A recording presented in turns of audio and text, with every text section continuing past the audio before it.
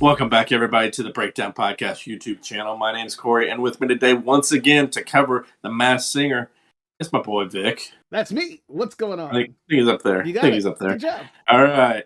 We are going to break down the latest episode of The Masked Singer, as we said. But first, we do want to let you know we do have a show that we do every Tuesday at 7 p.m.-ish Eastern on Twitch. That's twitch.tv/MillerKing_51. The link is in the description down below. If you please click on the link and join us. We're currently talking DC's Titan, as well as, I think we're going to start Doom Patrol this week. So be sure to come by, check us out, and join the chat. Now, Vic, let's break this down. All right, sir. We are in week 5, I believe it is, of The Masked Singer. And this week's episode kicks things off with the banana split. And it's funny because our conversation last week was the fact, so Banana did nothing. He's just kind of sitting there, and even with the piano playing, they didn't show him actually playing the piano, so we don't even know if he's really a piano player. But this week, they actually started out over-shoulder shot of him actually playing the piano. It looked like he was actually playing the piano, but with those floppy gloves on, I find it hard that he could have actually been playing the piano because the fingers on that are not skin tight. So I feel like it may have been a little fake, but the keystrokes matched what I feel like the music would have sounded like, and I don't know if that makes sense. But I don't know enough about piano, so I couldn't tell you. So, if you hit I don't know, a C major or something like that, you have to put your fingers in a specific position. And the way the music was playing, if you lip sync something, you have to know exactly where you would normally be placing your fingers and what timing it would be. And the timing seemed right more than an average. Somebody's just I'm playing the piano, it didn't. Yeah, exactly. He wasn't hitting it with his elbow like you were saying. That's how I played it. Right. So, with that said, it does seem like this person may actually be able to play the piano. So, I still have no effing idea who this is, but I feel like this voice is too young to be Gaga. I can't. I've been toiling over this for the week, and I still feel like it's too young to be her. But I still don't know who the hell it could be. However, we did have a guest of honor, which was Catherine Mcphee Foster and David Foster. I don't know who the hell they are. Catherine Mcphee was on one season of American Idol. She ended up going on to, I think she put out an album, but she also was on the show Scorpion, I think it was called. Oh, okay. She was the waitress? Yeah. Oh, okay. She was, she's the one who fell in love with the mathematician dude. Gotcha. Mm-hmm. Okay, I do know who she is now. Thank you. However, the last picture I saw of her, I don't know. Maybe now that I know who that is, I might be able to track the voice to it. I might have to listen to her sing again and see if that's it, because I do remember having a conversation with my wife. Who has told me before that she was on American Idol and that she ended up on that show, and then left the show to get married, and that she married some old dude. That's as much as I know about her. And apparently David Foster is an old dude, so maybe, because that guy doesn't move around very much, and he just sits on the piano stool and belts out piano tunes. So maybe that's a real good answer. Richard's wife, one of our gaming buddies, his wife gave out that answer while we were playing the other day, and it just kind of stuck in my head. So I honestly think that might be a good answer for that, because it does not sound like Lady Gaga to me at all. So, I'm sticking with Lady Gaga. There was one slight clue in there that they mentioned reality. Like they said, this isn't reality. So made me think back. Okay, reality show couple.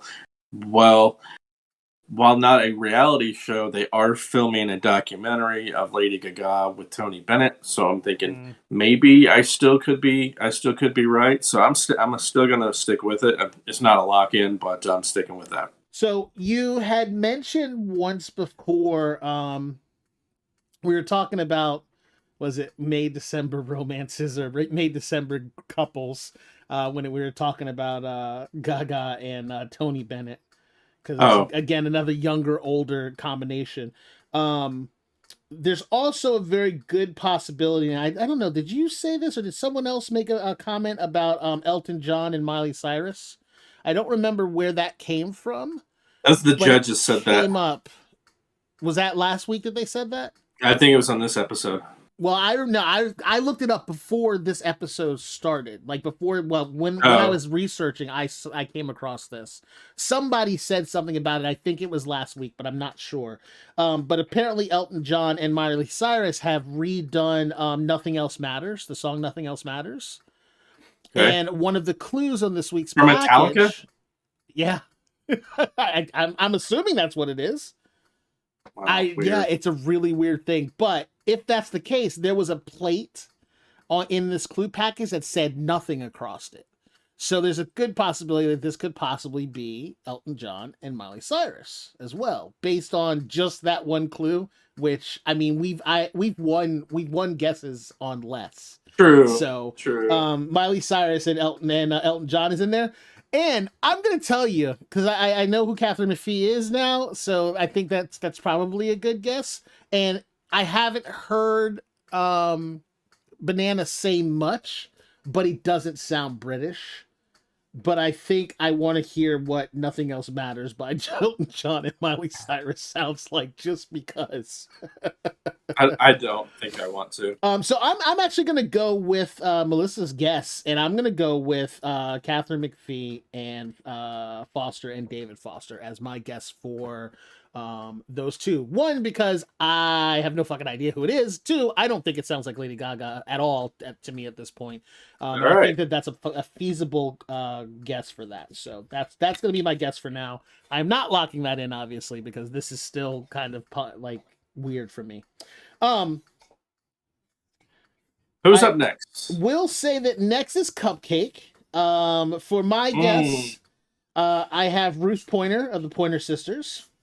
Was that one locked in? That one was locked in last week. Remember I told you the story about my mom, that being one of my mom's favorite groups and everything? That was my locked in guess last week. Now, I was watching this episode yesterday or the day before, and when I did, I couldn't remember who you had said, but I was pretty sure you had said her. Yeah. And the fact that it hadn't been mentioned, I don't think, on the show yet by the judges. It was funny to me that now in this episode, one of the judges mentions it or guesses her and gets it right. And I think she gets. I think that was not only guesses it, but uses my exact clue about the jump rope and the jump. The song Jump being the popular song, and that was the year that she joined the group. Like, I was like, that's my answer. Why you cheating off my paper, Nicole Slush-and-Locker? Come on. We know you listen to the show. We know you watch these videos. Just give us that thumbs up, ding that bell, Nicole. We'll take it. We'll take it. just when you're doing those little stupid little kissy things, just mention our names. Right. The Breakdown Podcast. Yeah. But as Corey did say, one of the other things that popped up on there was Jane Fonda pops up at the end of that clue package as they were doing the whole like dating game thing or whatever the hell it was. But for some reason they popped up Jane Fonda in that package, and she's like, "Hey girl, blah blah blah blah blah, it's great, we love you." Da, da, da. And I'm like, okay. So, of course, I just put in Jane Fonda and Ruth Pointer, and the first thing that pops up is this. The picture of her and her sister with Jane Fonda. They were at a convention. They had tables next to each other. And that picture, mind you, is probably like, because her sister Angela's there, and at the end of the episode, when they do reveal her, because obviously she's the one that got picked, which I'm a little miffed about. they they revealed that she was supposed to be a duo as well with her sister, but because her sister came down ill, she wasn't able to do the show, so she still came on and did the show just as a solo act. Which if they had both of them on there, I would have been like, "Yep, it's the Pointer Sisters. We're done." But I had already done that anyway. Like sight, song, unseen. I knew who this was, and I got that one. So that puts me up to 2 at this point. So I'm up by 1, I think. Yeah, I did not get that one right. My guess from last week was RuPaul. Which apparently you weren't alone. Yeah, I know. You weren't alone. They're like, oh, there's a needle and thread. I'm like, it's a point. He was pointing at the tip of the needle. Like, as in pointer, sister. I didn't even catch that. But while she was singing this time around, the reason I had asked you is because I thought of somebody, because as they were singing, it reminded me of Titus Burgess. And I was like, maybe? And Titus from he was in Unbreakable. Yeah, Kimmy Schmidt. Yeah. I like him. He's hilarious. I actually really think he's funny. He's got an odd quality about him that makes me crack up every time I see him. But yeah, that wouldn't have been a bad guess, but his legs were not long enough. Yeah, there's no way in hell he put on those thigh-high fucking boots, because his legs are not that long and they are not that thin. I don't know anything about his legs, so you can tell where the knees were. You can tell where the knees were in that, and I was a very tall person. So, but yeah, so there we go. After Cupcake came Queen of Hearts.